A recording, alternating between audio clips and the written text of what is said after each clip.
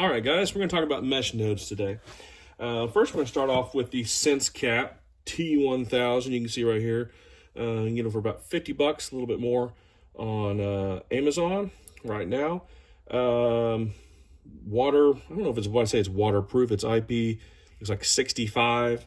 So water resistant, super small, and easy to take with you, clip to a bag, that kind of stuff. So, start a video, sorry.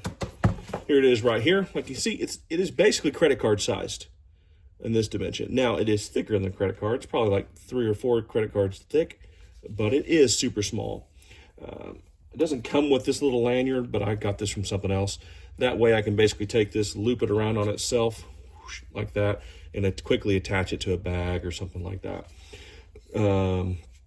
You know, if you want to impress the chicks, you can clip this off your belt, have it hanging off the belt while you're cruising the mall.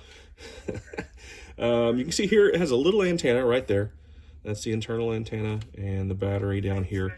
It does have audio notifications. It will beep and ping when you get a notification or a message.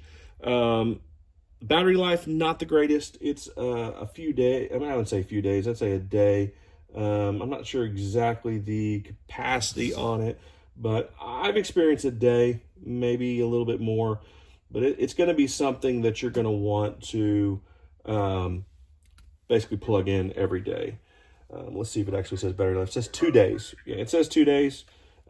So that probably means 1 day.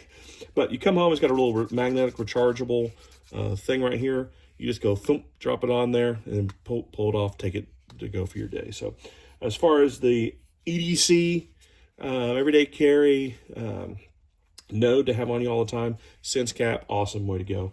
But just be mindful of the battery life.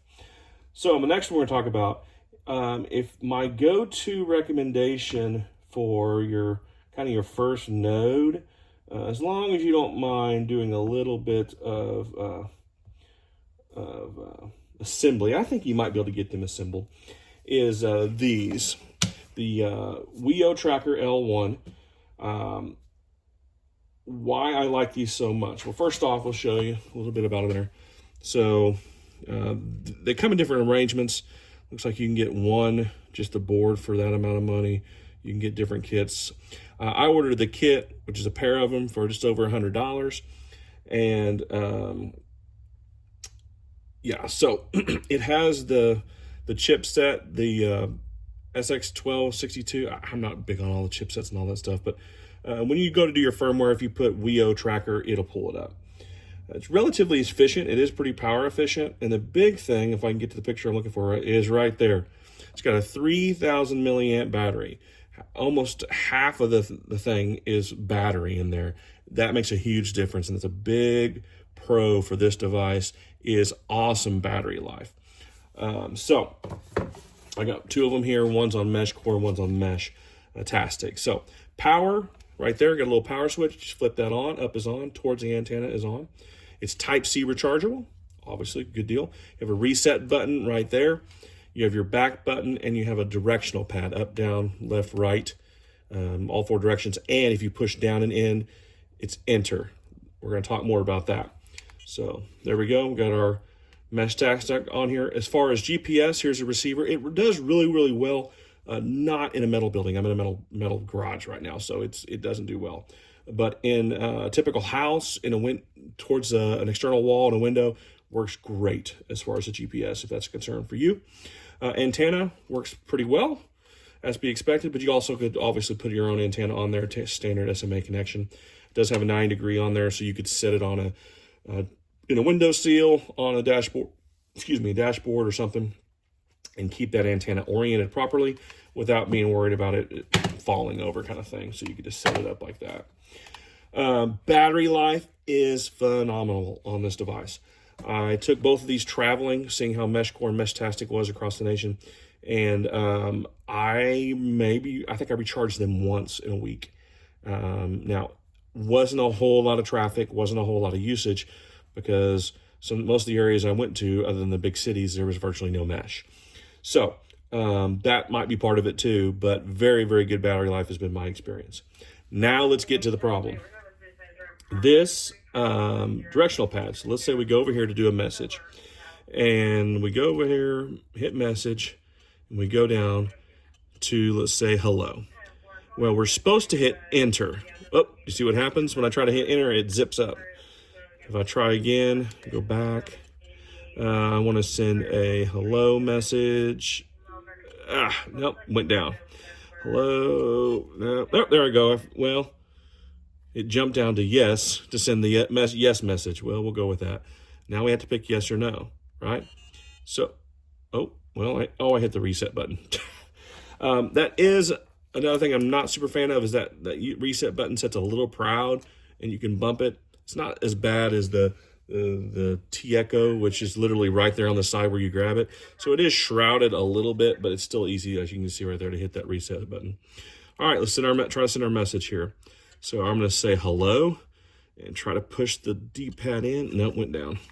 Let's try to, nope. There, I got it. And now to yes. Nope. There, I got it. And you heard it come in through the SenseCap. So that is a pain in the butt. If you want a device that you can set predefined messages and go over here and quickly send predefined messages like this does right here. I want to do hello, hi, whatever. And you can predefine these and set these. If you want a device that's going to do that and send those messages quickly, this is not the device, at least not the way the firmware is now or how this button is done. In the future, they might be able to 3D print a new directional pad and it'll get better. But at this point, it is garbage to use the enter button. So if you want to do anything on here that requires you hitting enter on the directional pad, it is an exercise in frustration. It's so hard to do it. Like you saw me hit it, I did it like 5 or 6 times just to hit enter because it ends up going up, down in the other direction. So anyways, other than that, awesome device, awesome battery life. It is, kind of cheap as far as the fit and finish. It's definitely not water resistant or waterproof in any way. It is just a plastic shell put together, so not weatherproof in any way.